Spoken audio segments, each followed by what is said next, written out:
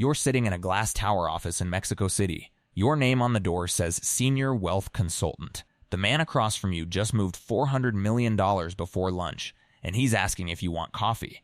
The Bloomberg terminal behind you is live. The diplomas on the wall are real.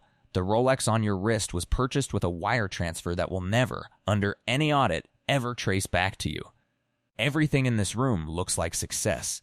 Everything in this room is a lie wrapped inside a truth wrapped inside a number. You didn't come here wanting power. You came here wanting to be the smartest person in the room.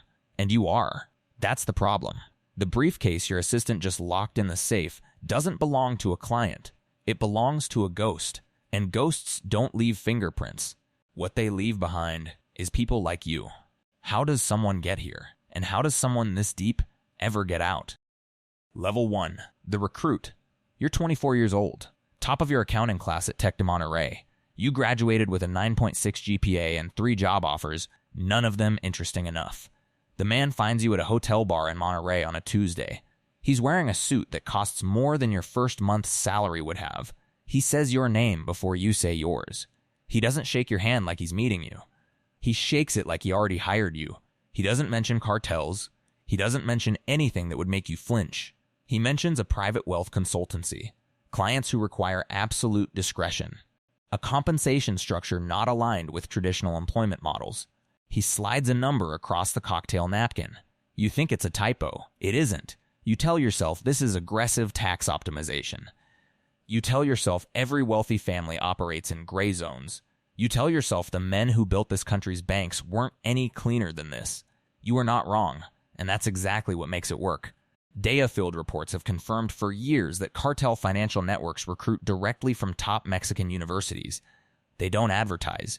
They watch transcripts. They watch who wins competitions.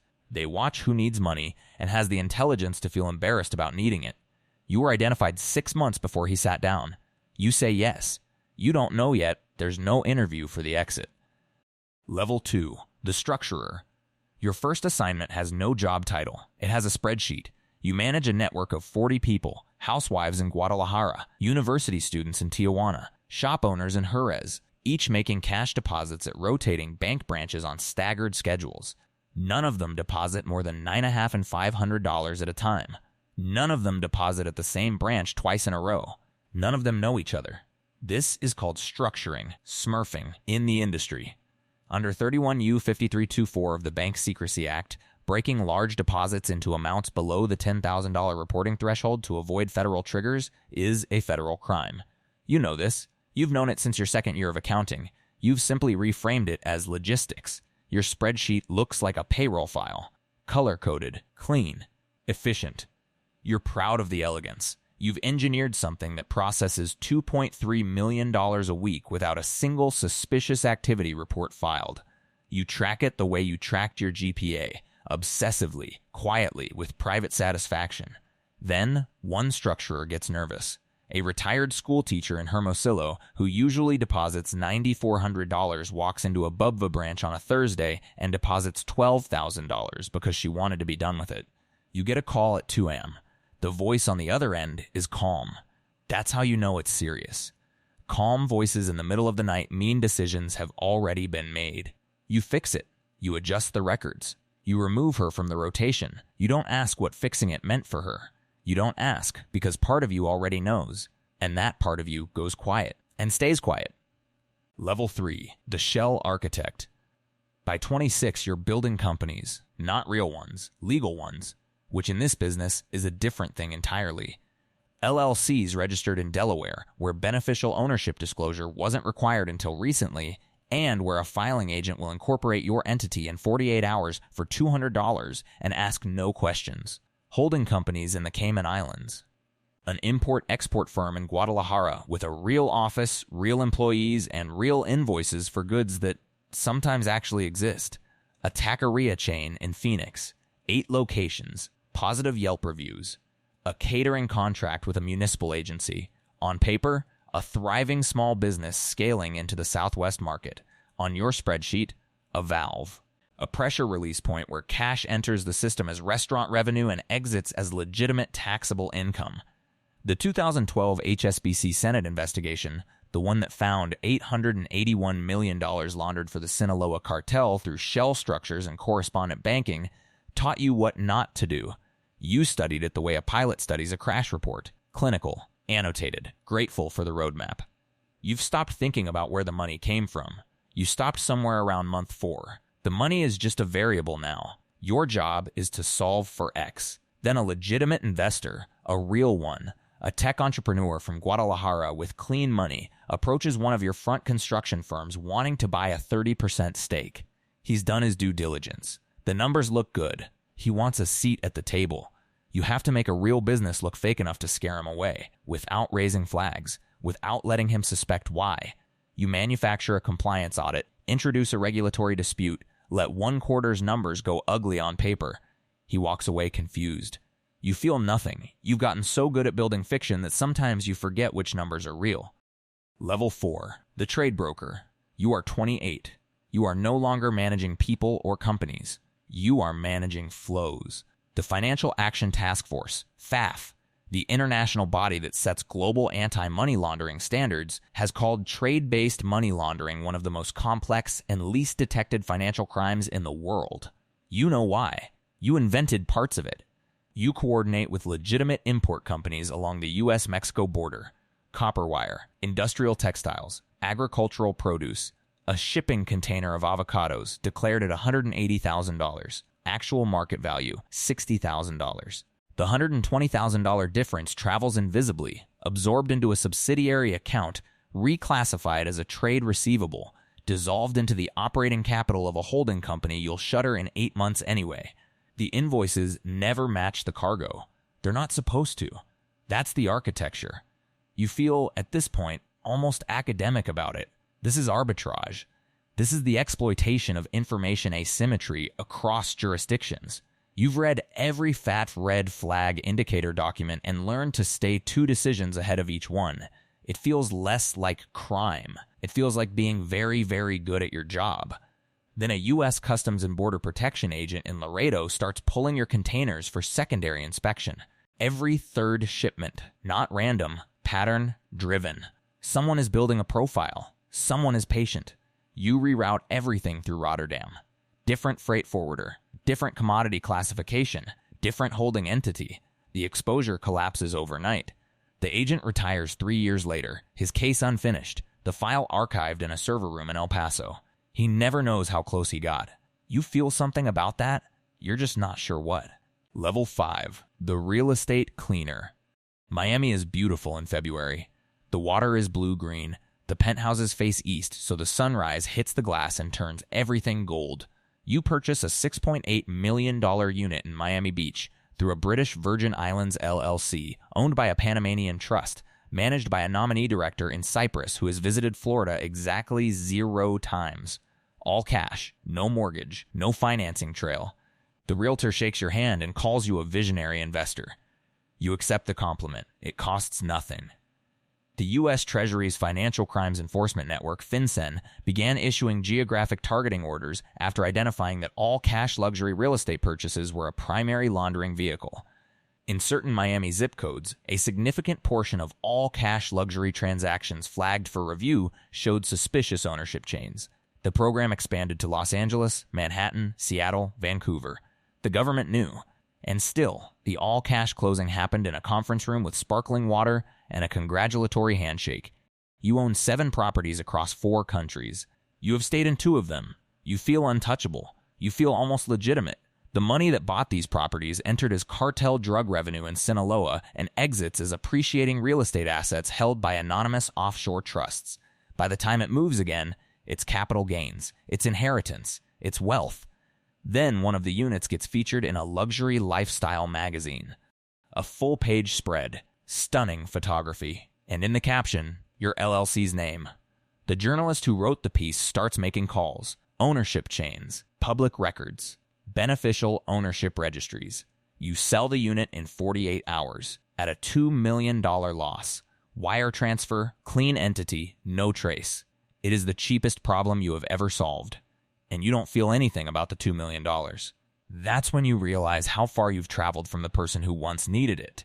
Level 6. The cryptocurrency architect. You've stopped using banks, not because they caught you, because you outgrew them. Banks have humans in them. Humans make errors. Humans get nervous. Humans get subpoenas and start cooperating on page 3 of the charging document. You manage wallets across 7 blockchains. You use mixing protocols that fragment transaction trails into hundreds of microtransfers, bouncing value across chains until the origin is mathematically obscured. Privacy coins with zero-knowledge proof cryptography. Peer-to-peer stablecoin corridors that move value across borders without touching a correspondent bank, a SWIFT code, or a registered financial institution. Drug revenue enters the pipeline in Culiacan on a Monday. By Wednesday evening, a clean wire arrives at a legitimate Singapore fintech company's operating account. 72 hours. Zero human contact between origin and destination. No paper. No names. Just mathematics. The DOJ's 2023 enforcement action against Binance confirmed what you already knew, that Cartel networks had been using crypto infrastructure to move hundreds of millions, and that investigators were learning. Blockchain analytics firms like Chainalysis were mapping transaction graphs. Clustering algorithms were linking wallets that shared funding sources, timing patterns, gas fee behaviors. Things you thought were sterile were being connected. Someone at FinCEN has your addresses on a whiteboard in a windowless room in Washington.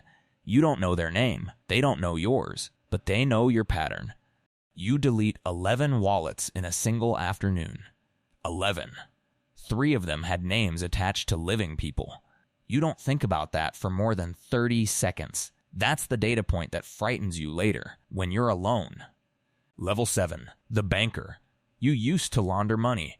Now you purchase the absence of scrutiny. The Wachovia case, absorbed into Wells Fargo before the full reckoning, involved $378 billion processed without adequate anti-money laundering controls.